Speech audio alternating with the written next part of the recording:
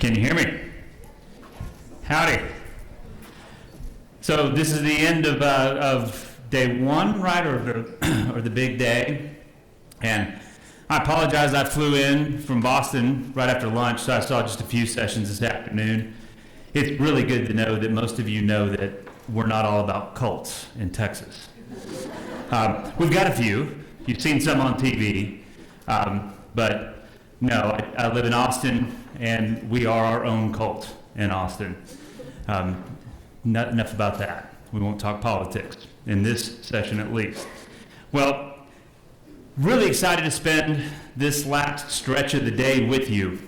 As Tony had reminded me, I stand between the sugar you just imbibed and the alcohol that comes next. So I'm going to do my best to be a little bit provocative and interactive with you. So I'm going to ask some questions, ask people to raise hands. We're going to get in some conversation. And then, of course, I'm going to go with all of you to wherever the drinks are being poured after this, and we can continue the conversation. The first thing I want to talk about really is that digital transformation, or transformation, is not really something that any of you in this room can control.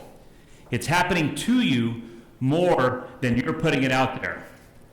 More than half of the traffic on the internet right now is generated by robots, generated by machines, not humans. The majority of the news that you see in your feeds are sometimes decades-old stories that have been revived by these machines. Sometimes they are blatantly fake news. The platforms that you use do a great way of analyzing text, but they can't see what's in the pictures, not all the time, not accurately, that most people are using to tell stories. And there are two people in a coffee shop who are developing something right now that does exactly what you do at about a third of the price with a third of the resources, and they can get to market in about a quarter of the time. That's the world we live in right now, and there's much more to it than that. But let's take a look at some of the highlights of really what's interfering or what's disrupting or challenging us as marketers. Number one, in the United States at least, Americans 18 plus, 1 in 5, just north of 1 in 5, have a smart speaker in their home. Raise your hand if you have a Google Home and or a Amazon Echo Dot in your home right now. About 20%. And that's because of where we are along the lake. You're close enough, right? Well, two companies, right? Two companies that can hear everything in your home. Almost everything in your home. If you have more than one of them in your home, raise your hand. You're the homes I'm talking about. They can hear everything that's happening in your house. And what's interesting about this is happening at breakneck speed. We saw an almost 80% increase in the number of people owning smart speakers just year over year, December 17 to December 18.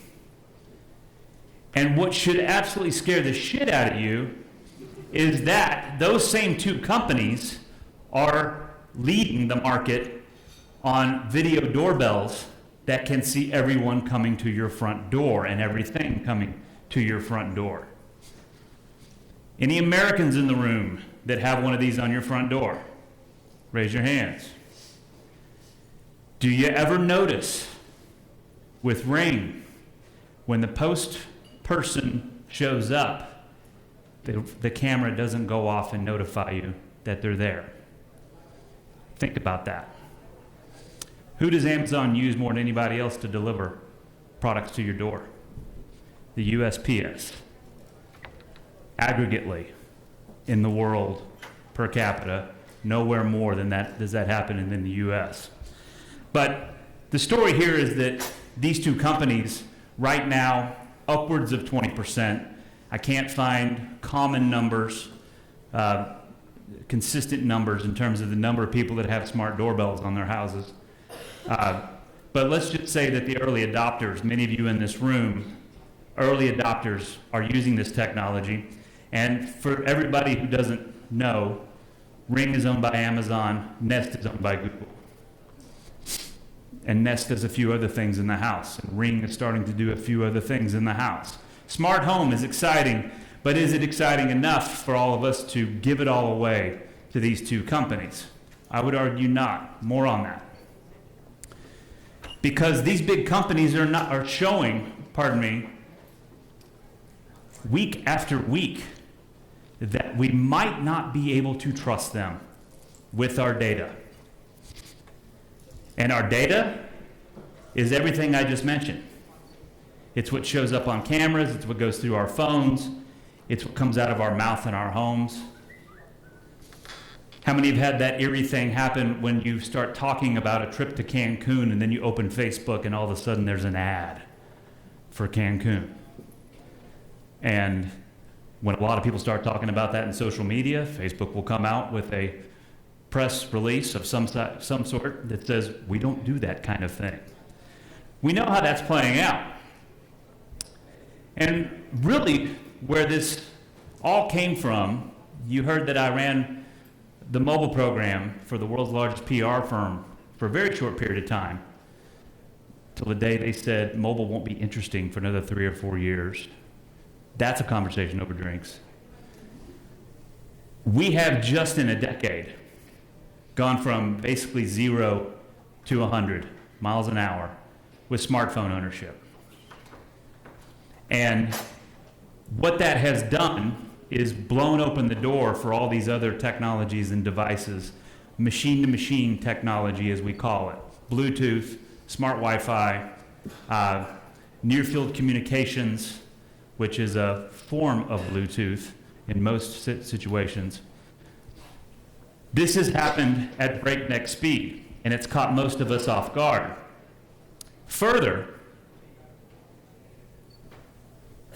what this has created, and the one thing I want to hammer home today, is a one-to-one or peer-to-peer, I would argue, individualistic relationship that you as marketers should have with your customers. And who is not familiar with these two guys? Go ahead and raise your hand. Nothing to be embarrassed about. All right, then you'll get the joke. It's not a joke. There's no better illustration in recent history of what mobile has done to us. Cliff Clavin, on your left, knew a little bit about everything. Those of you who watch Cheers can remember that anybody could be talking about something at the bar and Cliff would come up to them and he would be able to insert his 2 cents. Think about it though, that's what the postman should do, right? Because he sees everybody's mail. He reads everybody's magazines. He's a walking encyclopedia. Well, that's what you are right now with your smartphones. There's no more trivia in bars, is there? With IMDb, Wikipedia, Google in your pocket, you can settle on the spot any argument you want to. You can prove it with facts, right? On the right, though, when he walks in the bar, everybody says, Norm. The epitome of personalization. We knew where he sat at the bar. We had a beer waiting for him every single episode. We knew his wife he couldn't stand, and his boss was pissing him off.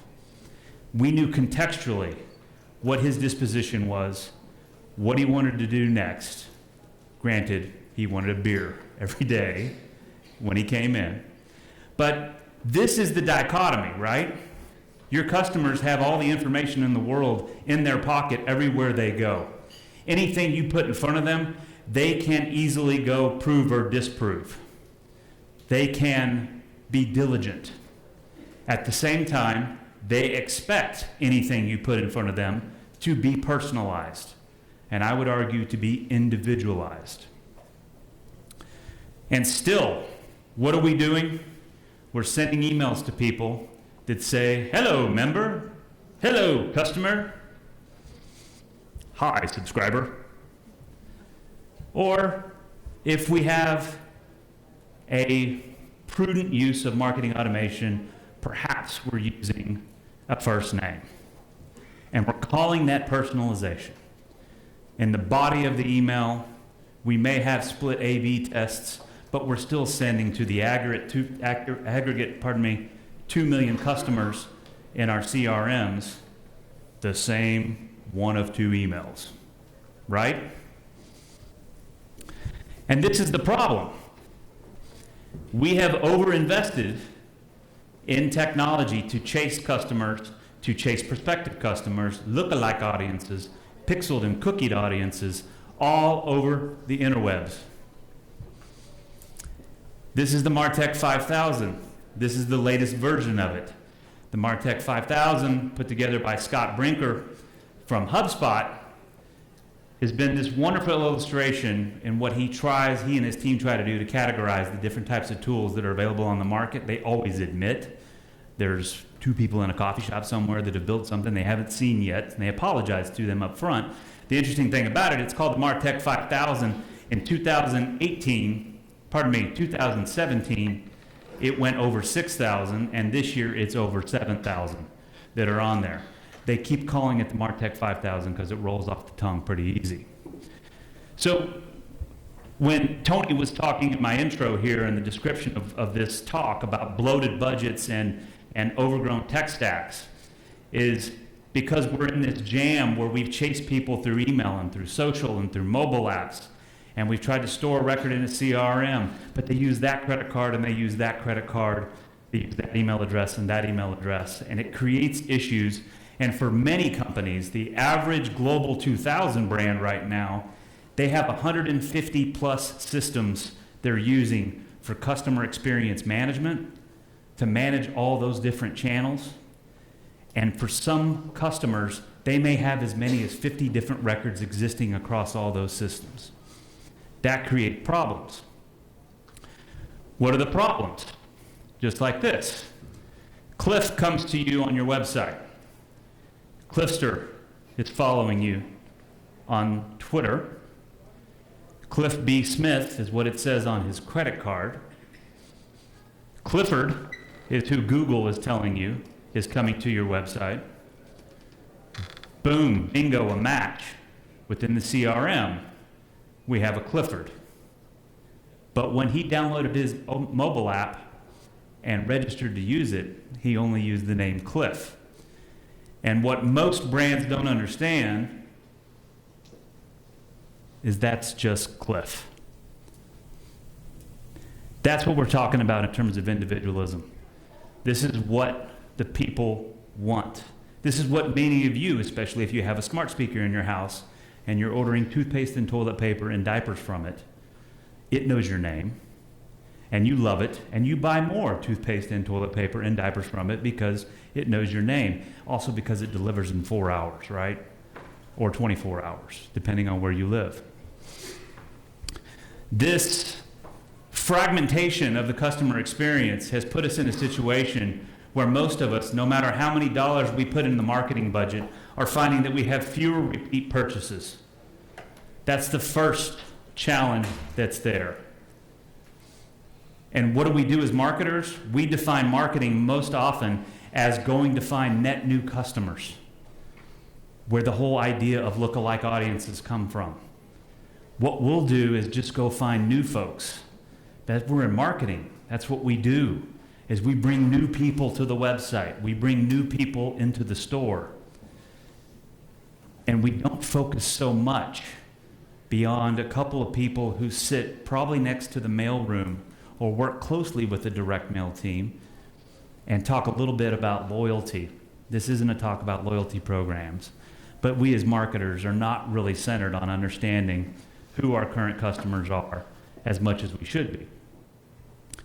Your most valuable customers are starting to churn because your most valuable customers are the ones who are early adopting. They're moving fast to new products that have new features, that have better prices, that get to them faster, that are immediate. And this isn't an anti-Amazon talk either, but this is why we see so many CPG SKUs starting to be whitewashed with Chinese products showing up in that e-commerce giant's rankings when you search for the commoditized goods and services. You're no longer married to Clorox and Huggies the way that most of us grew up being married to. And at the end of the day, there's lost revenue. And that's what marketers should be measured by day in and day out, rather than clicks and open rates and media performance. So I'm going to walk you through an approach, because there's no one way to do this. There's no one way. Each of you in the room has a unique situation. You have unique technologies, a unique configuration of technologies in the stack I'm speaking of. Nobody has the same situation, the same challenges or opportunities. But we all know this, and it's the reason we're here in this room, is that we have an advantage to look at digital customers. The customers that are interacting with us through those digital channels that most of you in the room are probably charged with managing and somehow trying to convert on a regular basis. And the remit here is to create, at the end of the day, a consistent, I would argue, consistent and contextually relevant experience across every single channel that's there. And I'm not going to use the term omni-channel, because I don't think that's really the remit here. It's about consistency and personalization at every single touch point. To do this, it is a simple process on paper, but it can be arduous.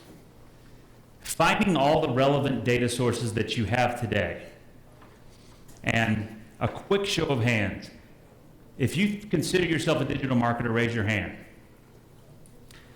If you run direct mail as well, no, keep the hands up. Oh, come on, keep the hands. Okay. And if you run direct mail as well, keep your hand up. The hands go down. The direct mail folks have got probably some of the richest data that's out there. For instance, anybody remember where Facebook got all of its location data? So you're whispering. Say it out loud. Somebody? Pitney Bowes. Anybody know who Pitney Bowes is? What's that? Zip codes. Zip codes. They were the company who went out and captured it for decades. They knew zip codes. They knew where we lived more than anybody else and where you worked. All of that. You walk into your mailroom, odds are there's probably a Pitney Bowes machine in your mailroom today. Well, that's where Facebook got their location data.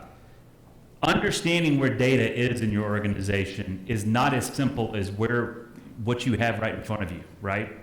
And the folks that you have lunch with on a regular day, because you run email and they run social, and somebody else runs paid advertising or paid digital advertising by itself. It's not as simple as that. Data is everywhere. You need to find the relevant data, and you need to use what's available on the market today in some technologies, also in some consultants or data scientists. I fight the title consultant. I'm sure as heck not a data scientist. But I can tell you that today you can model all kinds of things once you have the data, and you can do that as a turnkey process. Some of you in the room are probably doing that right now. Some of you are probably exporting. If this describes you, once a week you're exporting into a CSV file everybody who's wrapped up in one of the systems or tools that you're using, and then you have somebody on your team or an agency who will model that data for you. Raise your hand if you're doing that kind of thing on a weekly basis. Okay. Because you're doing it weekly, a robot can do it. A human doesn't need to do it. More on that. But from that, and from that analysis, you're given a real-time, or at least a daily, or at least a semi-weekly view of the disposition of the behavior, the preferences, the wants of your customers. That's what the process is. And one of the first order of businesses, thank you GDPR, and now the state of California, in January of next year, the California Consumer Privacy Act goes live, goes in force. It has teeth that are just as sharp as GDPR. I think the going fine is around $7,500 per instance of data privacy infractions. But instead of cookies, instead of pixels, instead of clicks, we've got to go back and we've got to go old school to ask our customers where they live, what their email address is, what their phone number is, get as much information as we can from them right now, today, going forward. If you think GDPR made things a little bit hairy and challenging, wait till California's laws go into effect, and then wait till the state of New York. And I come from Texas, where we don't like the government getting involved in anything, and it's in the legislature right now to have a Texas Privacy Act. It's going to come from every corner, and it's going to affect how we get information from the people that have bought from us already, who I argue are the most valuable customers you have. We've got to get this information from them. And how you do this is by leveraging a customer data platform. If you have a CDP already installed, if you don't know what one is, keep your hands down. If you have a true customer data platform installed in your company, please raise your hand. A few. Excellent. We're not talking about a CRM. We're talking about something that can deal with the high cardinality of bringing all of this data, every bit of that data, every bit of the customer data you have, and putting it in one place. And the best CDPs on the market right now are leveraging artificial intelligence to be able to go and reconcile, go back to that cliff slide, and say that, hey, the device IDs, the IP that I see, the IP addresses, the email addresses, the credit card from that device to that device, these things all match. And robots can do that for you within many of these CDPs to build you one singular golden record. The first thing that happens here, it's like deduping your address book. If you're spending anywhere over $1 million in search marketing today, per year, you're dealing with a situation where you have duplicate records and you have a duplicate spend that may be happening with Google by itself.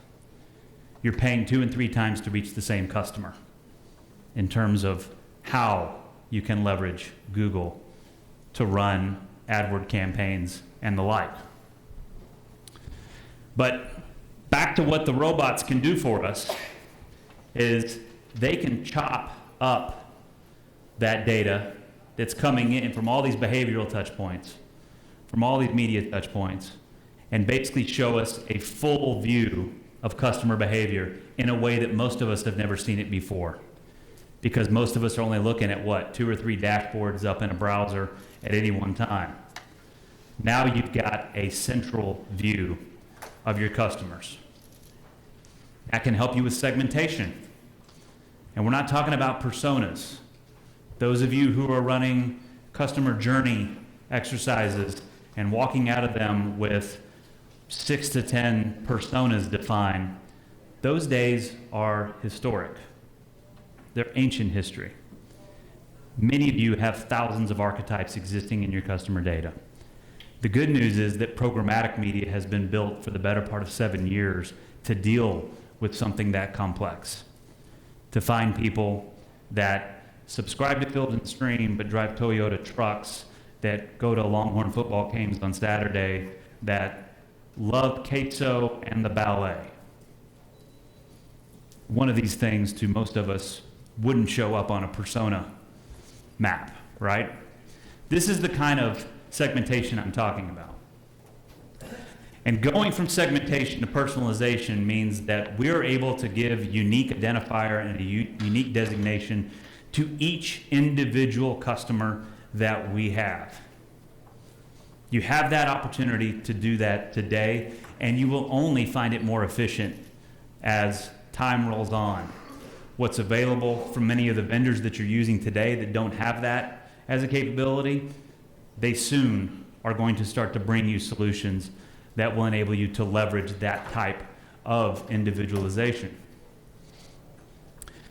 The other fantastic thing about artificial intelligence is that as time goes on, everything I've said to this point, you may have seen as just to dump the data in, let the analysis happen, and then we have our segments, right? The beautiful thing about it is that as time goes on, the machines with their cognitive abilities are going to be able to constantly monitor and constantly accept signals from marketing automation, from some of your DMP or DSP partners, those that are willing to share data back with you, because there are quite a few that don't.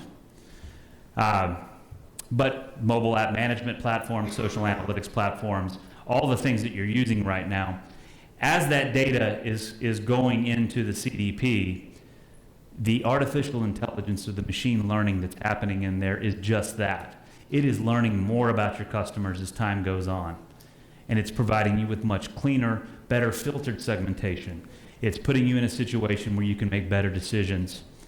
This is technology working for you. This is not technology replacing you as a human. Not all of you, at least. Just a few. So, the other things that you can do in these situations is start to leverage user-generated content in a way you couldn't before. For a few years now, most of you have probably learned that if you run a hashtag campaign on Instagram and people take a beautiful photo of your product, or at the event where you ask them to use that, or in the store where you ask them to use that hashtag,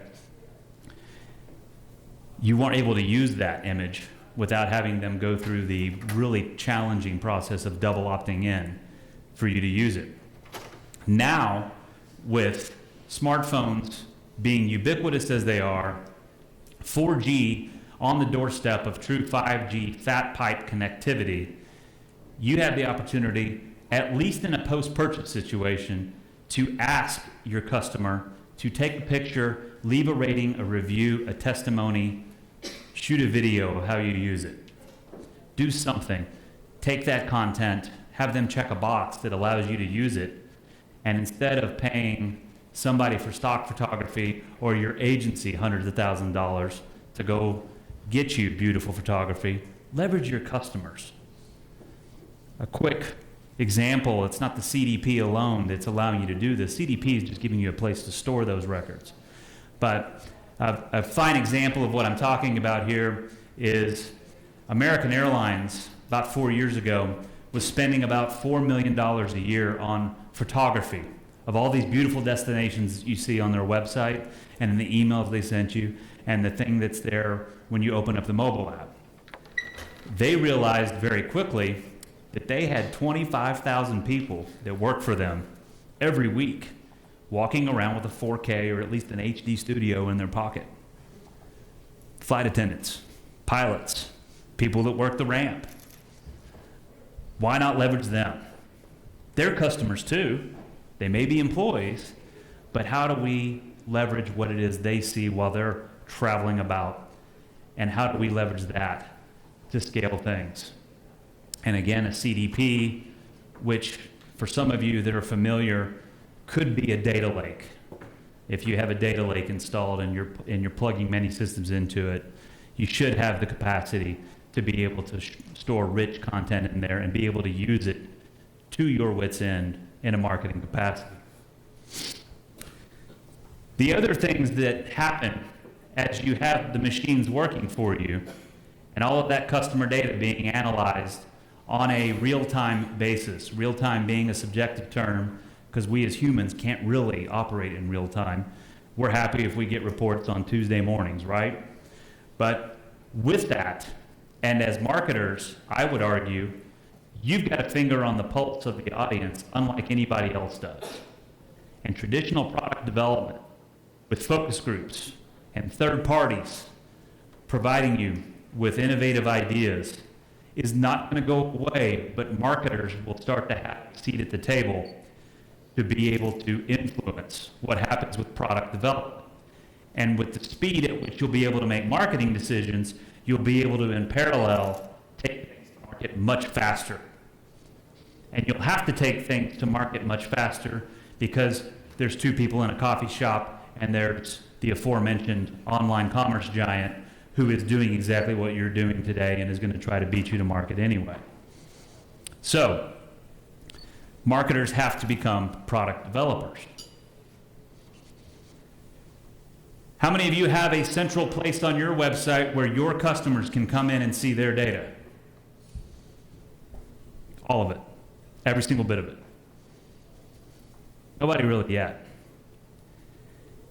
You can go to Amazon and you can delete, at least they're making you feel like you're deleting it, all of your voice history, right? With your voice devices. You can with Apple. This is Apple we're looking at here.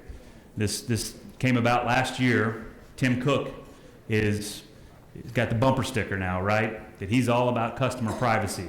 If you're with Apple, if you're using Apple devices, we're not going to sell your data. We're not going to do anything with it.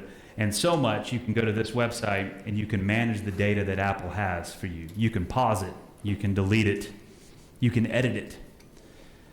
And what they're doing essentially is they have some type of data lake or connected data lakes, repositories in the cloud, probably hybrid, some on-premise, in some dark room in Cupertino. They've got all the data on the devices that you're using, and they're coming out of the whole shop, right? They're coming out of the gate first and saying, just come here, manage your data.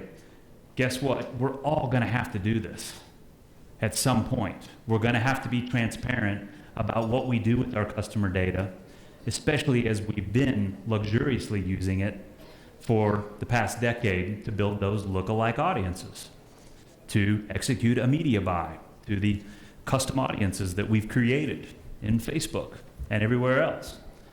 But to do that, you'll have to go through data unification. You'll have to go through having a customer data platform that has all the data in it and segments it and puts it in a place where it can be managed. So much that customers can just come to a website, log in, and be able to see what's in those files. I've really wanted to spend just a second to talk about artificial intelligence and machine learning. The thing that I haven't said yet is that for you to leverage artificial intelligence, and this is where I'm going to get interactive here in a second, for you to do that, everybody knows that it's garbage in, garbage out, right? If your data is not clean, if it is not well governed, then anything that you want to use with machine learning or artificial intelligence, algorithms, for algorithms to do their job, they have to have the data be very clean. And this is what customer data platforms do. Raise your hand if you have a chatbot on your website right now. And chatbots are wonderful. They are wonderful in the sense that you have customers that will come to your website after 8 p.m. local time, and they'll be there. They'll come again until 5 in the morning, and humans aren't going to stay up all night. Chatbots are wonderful, and we're going to see more and more of them. But for a chatbot to be able to serve a customer contextually, how many of you who've ever been on the customer side of using a chatbot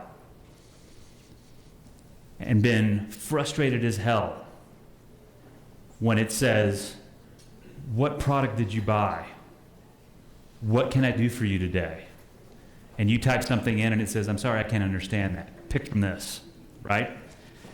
Where we need to go with chatbots is we need to build a total back-end system, a customer data platform, that has all of the relevant data for each customer, that the minute they come in, perhaps through two-factor authentication to say who they are, to prove who they are, the chatbot now can understand what it is contextually this person may want, or easily find what it is this customer has or has registered or is using.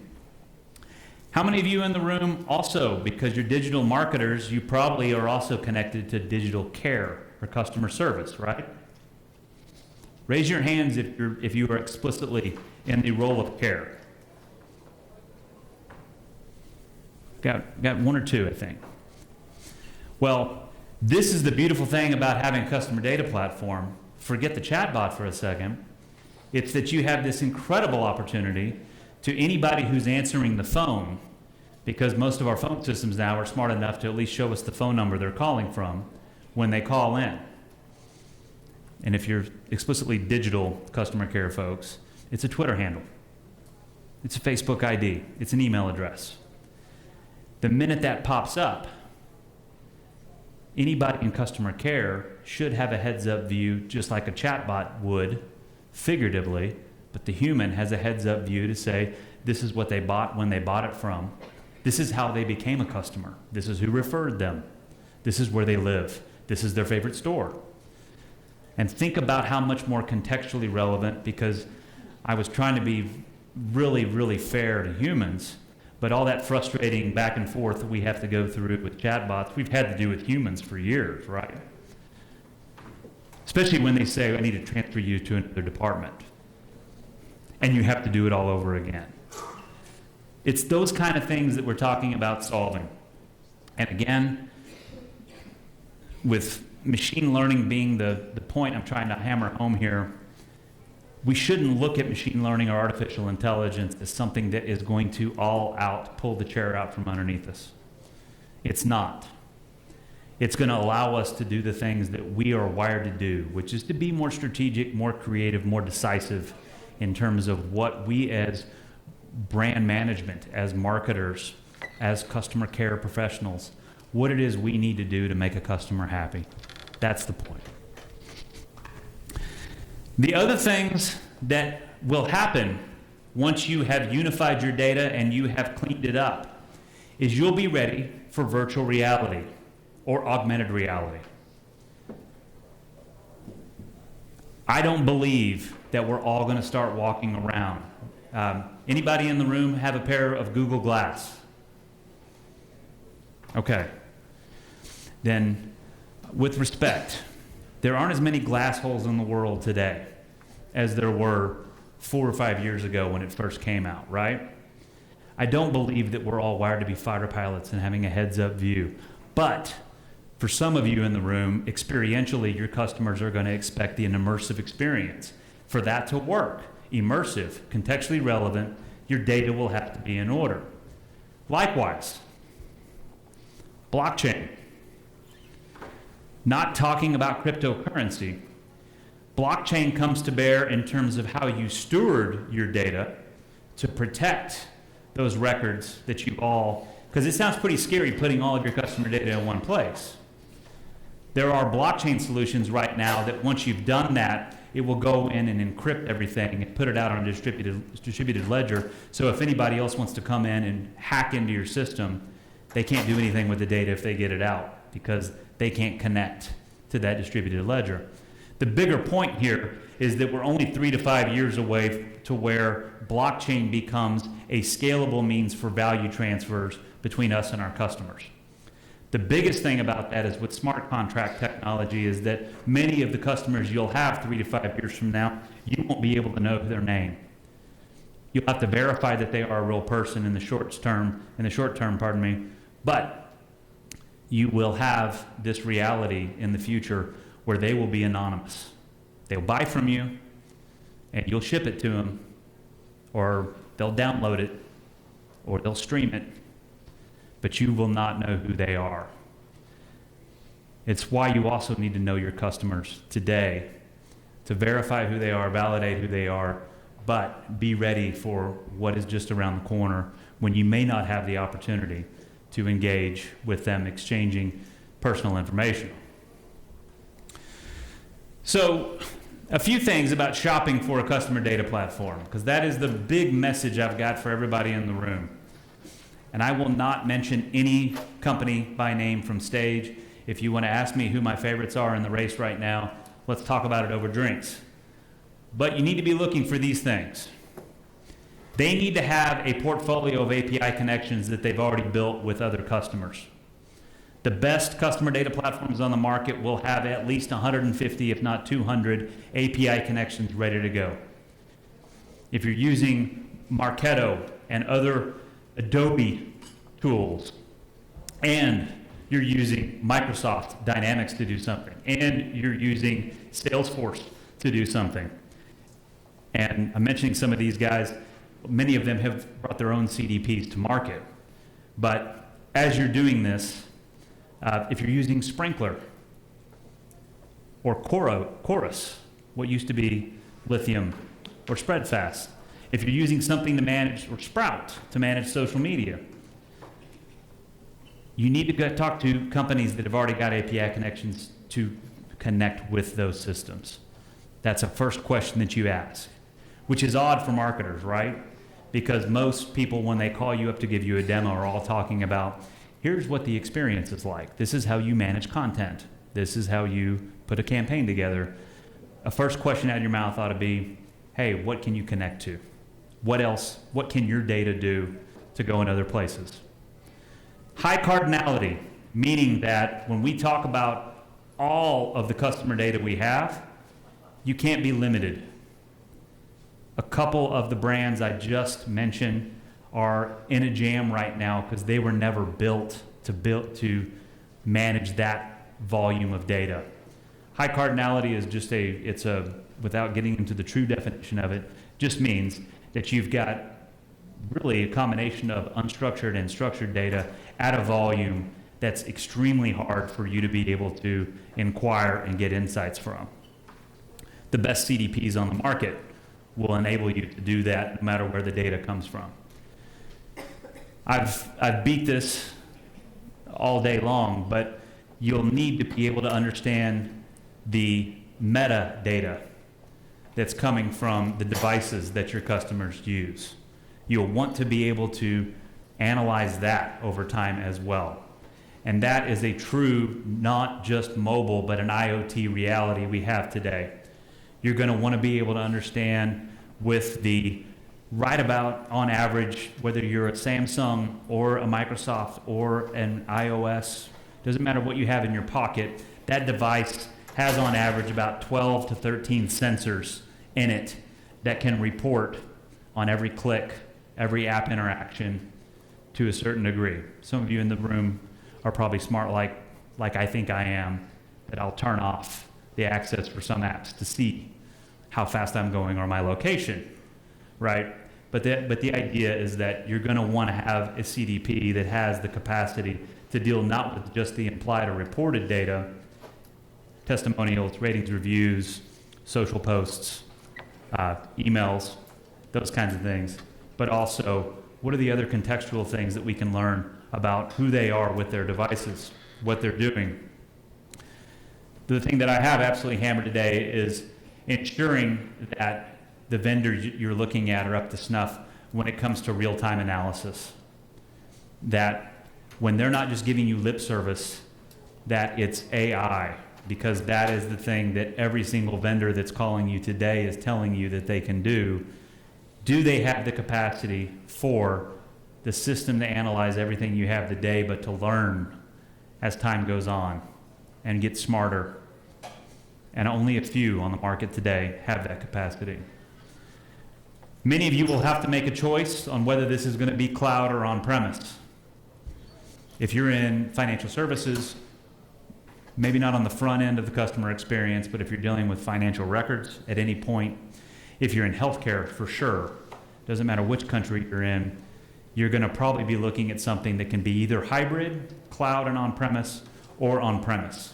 And there are customer data platform providers that will come and put this on a server or servers within your organization on site. So talk to your IT department a little bit. You're going to want them involved with this, but understand from a regulatory standpoint and from an operational efficiency standpoint what's the best fit for you. And then lastly, but most important, is probably some of the most sophisticated systems right now are just a bear for us in the daily marketing ops role to use, which is why we have to hire data scientists. And we're at a point right now where there are a few customer data platform vendors that are on the market who've done a fine job of building very marketer-friendly user interfaces, making it easy for you to query data, for you to analyze data, to segment your audience, to go in with specific questions and find certain answers. So a non-technological statement is something I said earlier. If you're running digital media today and you're not having lunch at least once a month or once every 2 weeks with the person who runs direct mail, you need to start doing that. Anyone who is in front of a customer, if you have folks who work in a call center and you're running digital media, go ask them to look at their call scripts. Ask them to share that data with you, that information. That's a manual thing that you can start doing immediately to be able to share insights across disparate departments and understand and have empathy with each other on the respective slices of the customer experience that you manage. And in closing, everything I've been saying puts you in a position to where you can be in control of transformation. We talked a little bit about product development. We talked about customer care. We talked about your ability, I didn't explicitly say it, but once you have your data in order, the way you'll be able to leverage programmatic media. I'm seeing today some brands that are able to emulate the one-click buy experience that you get in a certain online commerce giant anywhere on the web that there is a display ad. One click, two-factor authentication, and think about it. That's what we want, right? We don't want to have to pull a credit card out and put in 16 digits and a CVV number and remember which address we used for that credit card. In my case, did I say my name was Tim or was my name Timothy on my credit card? It happens. Leveraging what data science can do for you and doing so on a regular basis. Sometimes that's going to be a human who can come in with the analytical chops, the algorithms that they have strewn up themselves, or it can be the technology that you license. Building chemistry amongst disparate departments, where we can control the personalized expectations of one customer across many different departments or business units. You're going to achieve that. You're going to have to achieve that. And ultimately turning your focus from internal to external, to be wholly centered on the customer, not the clicks, not the open rates, not the media performance. That's what this is about as marketers. So,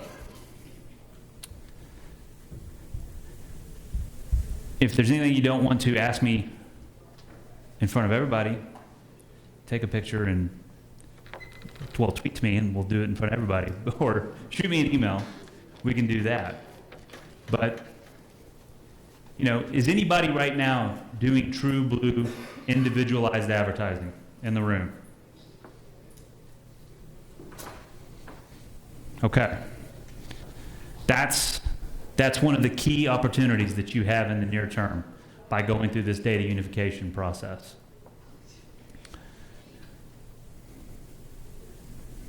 Have I scared anybody? Well, go ahead and let's give you this, Tony. Question. There we go, right down the end there. Oh, there's one here and then one over there. Save me rolling all the way there. Did you have your hand up, sir? Okay, just coming straight your way after that. Top end. There you go. Just about the data retention and GDPR and what you were talking about, the California law and it spreading across to other states. What could that do with the way we collect and retain data when we do business with individual states? Will it be streamlined and standardized, or are there going to be different hoops that we're going to have to jump through state by state? Are you in the cannabis business? No. Okay. I'm in Canada. There's got to be somebody in the room who's in the cannabis business, right? It's going to be just like that, right? It's like healthcare. It's like financial. If you're in the automotive business, right? There are state by state rules in terms of what you can and can't do. Digital customer data. The easiest thing to say is that we'll have to be doing a double opt-in on the front end, getting people to confirm that they are who they are, and that they've checked a box that says that we can use their data to do all the aforementioned things.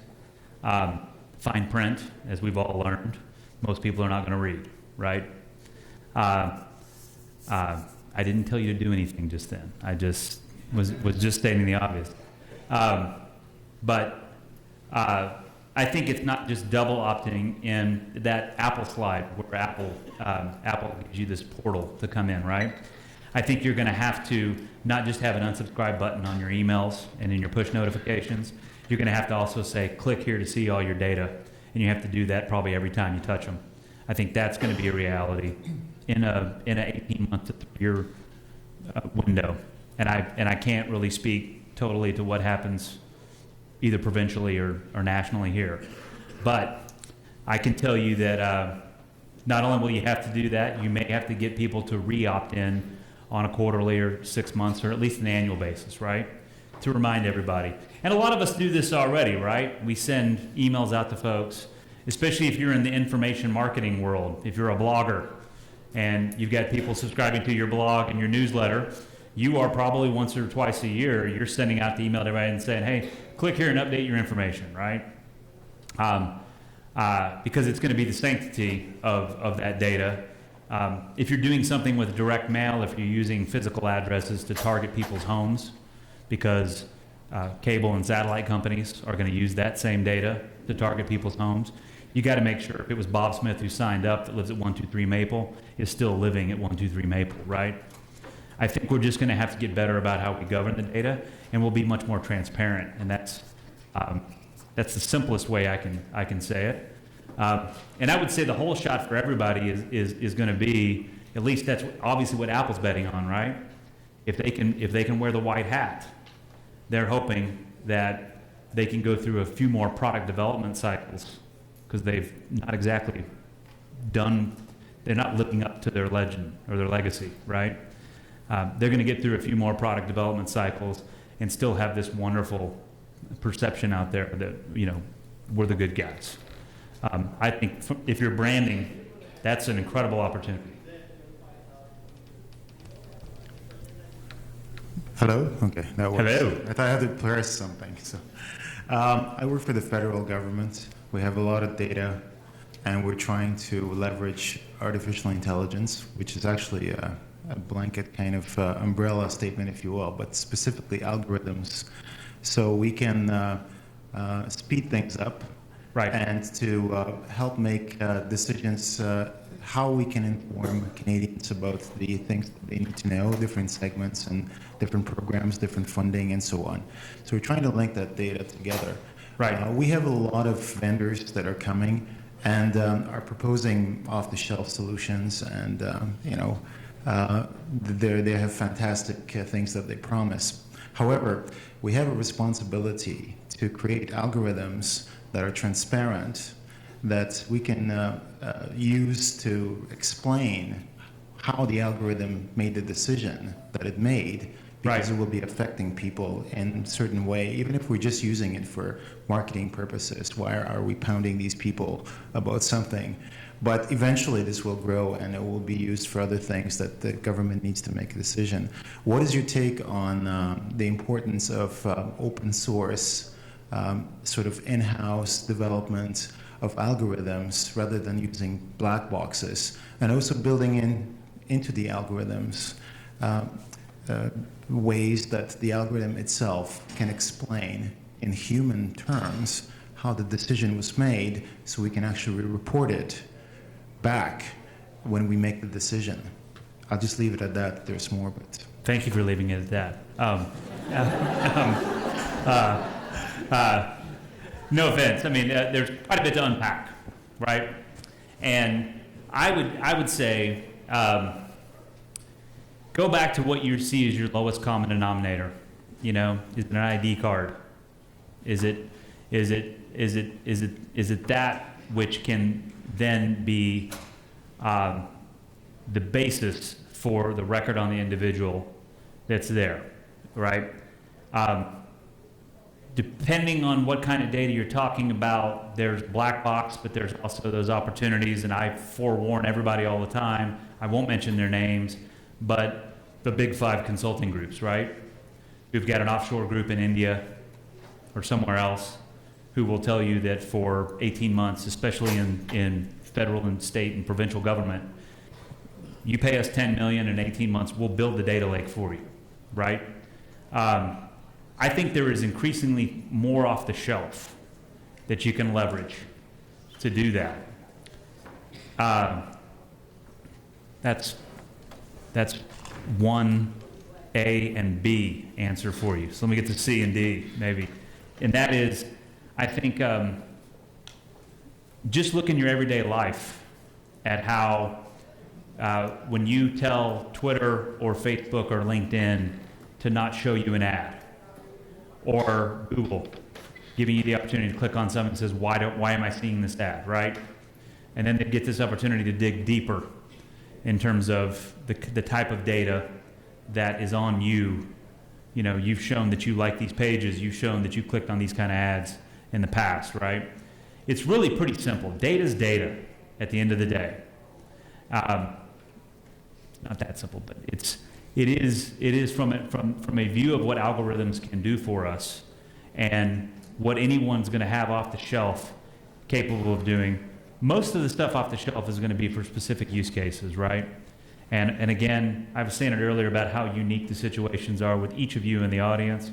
No two people, it's like DNA. None of you are wired exactly the same way in your job, in your disposition.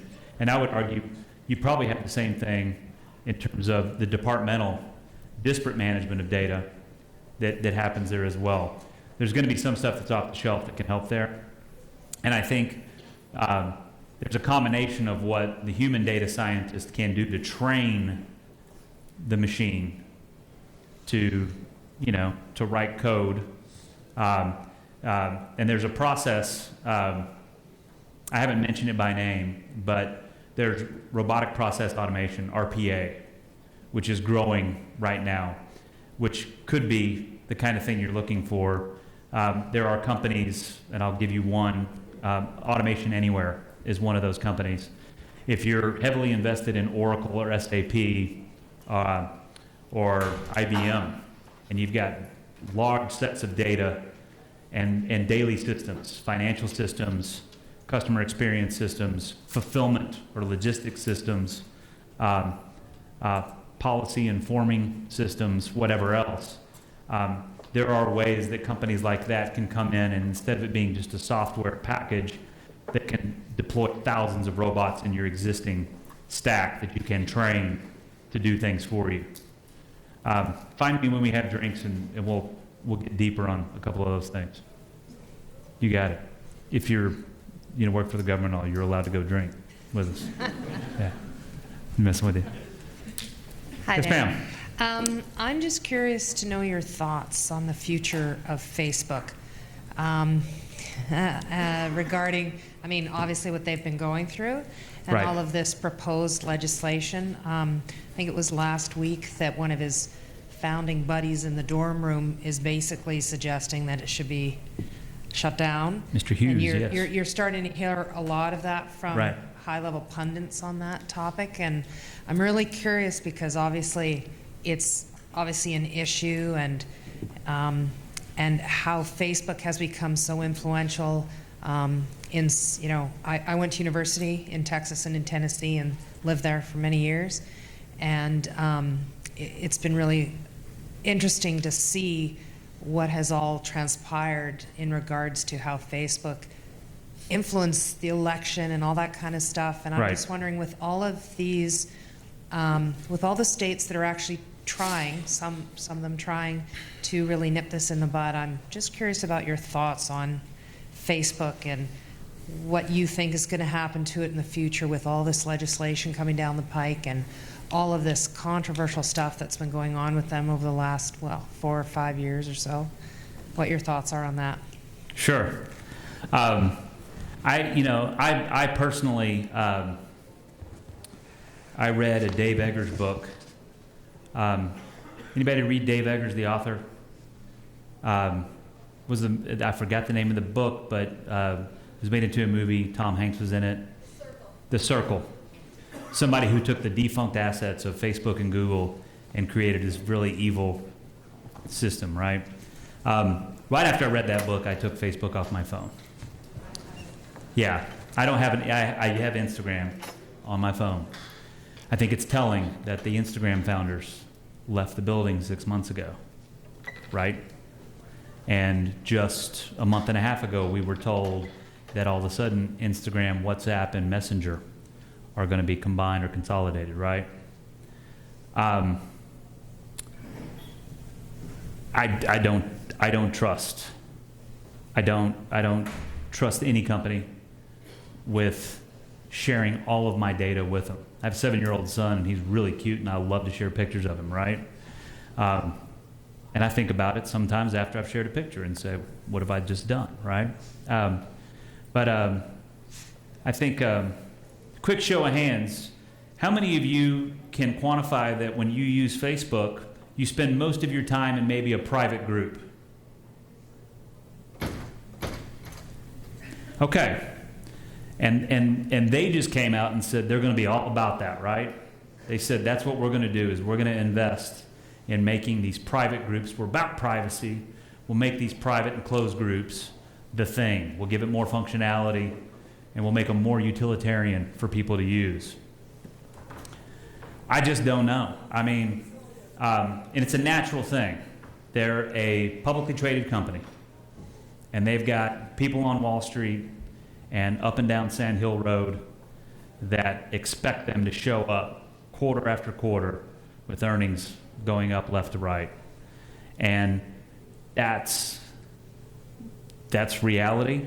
That's just business. But I think we as humans, as more hours of our day are spent talking to devices that are not owned by them, as our cars are connected, as our cars become autonomous. As a recovering mobile strategist, I've always said, hallelujah for smartphones, because we don't have to sit at a computer and stare at a screen all day, right? And I think that's the way humans are wired. That's my long tail of this is, I think our watches, and for some of us, maybe even implants, I don't know, we'll be able to string up what it is we share. I think blockchain is going to blow open the door for how we can monetize our data. There's a company in Austin I'm familiar with called Veramos, and what they're doing is they've got deals with Garmin and Nike and Fitbit, and if you're using any of those devices, you can connect your device to a social profile that they have, and you can self-report your behavioral data, steps, how much water you drink, that kind of thing. I think we're going to get back to being more utilitarian. What Veramos is doing is basically setting that data up to anonymize it on the blockchain, to have folks like consumer packaged good companies, consumer brands, insurance companies to buy the data, but it's anonymous. They don't know who we are. They just know that a bunch of people in Austin are most commonly moving this much per day, and will run actuaries and set insurance rates at this, right? I think there's just going to be a push and pull of what we have there. But I think the quickest way to answer your question, pardon me, is that we're not going to use Facebook ever again the way that we did just 2 years ago. I don't think we ever will. And I mentioned those other things because they're peripheral. They take hours out of our day. We're not getting more hours in our day. And as we have more things that we're starting to take up our day, we'll spend less time staring at a feed that somebody like them manages. Hi. Yes. Prior to doing data ingestion, one of the biggest issues that we're facing is basically data lineage. Data what? I'm sorry? Data lineage. Yes. Just because we have legacy systems which the ownership was transferred to different people. Correct. So we don't really know who to talk to or where to get the correct information of this piece of data. So I guess my question is, what's your take on that? Is there a way to fix that, or should we just leave it and just recollect the data or upgrade the system entirely? There's a few different ways. I'd say rule number one is that we'll have to remove the schemas.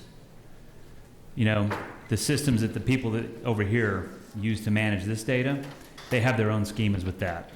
In the marketing world, most of us are dealing with data that has Facebook and Google schemas associated with it, right? So there are data lake solutions out there that will strip the schemas away from the data and have the core signal or information that comes in. You're basically normalizing the data, right? In doing that, to my earlier wearable blockchain example, right? You're probably going to be in a position to where asking the owners of the data, the managers of these disparate data sources, and if they came from a third party, whether that's a customer, it's a distributor, it's a retail channel, whatever it is, being able to explain to them, hey, we need all the data, and what we're going to do is normalize it and anonymize it to a certain extent, right, for analysis. That, as I just stated, it kind of challenges some things I said 17 minutes ago about personalization, right, and individualism. But without knowing exactly what you're dealing with, I think it's all about the schema. It's going to be all about that, and that's where media is going right now. Is most of us have optimized our advertising activities and efforts around Google's rules. When in fact, when you buy media from Google, you're getting all the leftovers, right? Those are not first pick of digital media. But we've optimized everything just so people, when they go to Google and ask how to find us, we're playing by their rules. That's one of those things, and it applies to stuff that exists on premise or within or in-house, if you will. Kind of removing those old schemas. All right. Any last questions? Are we all done? Okay, folks, please give a big thank you to Tim, Hayden. Let's go have a drink.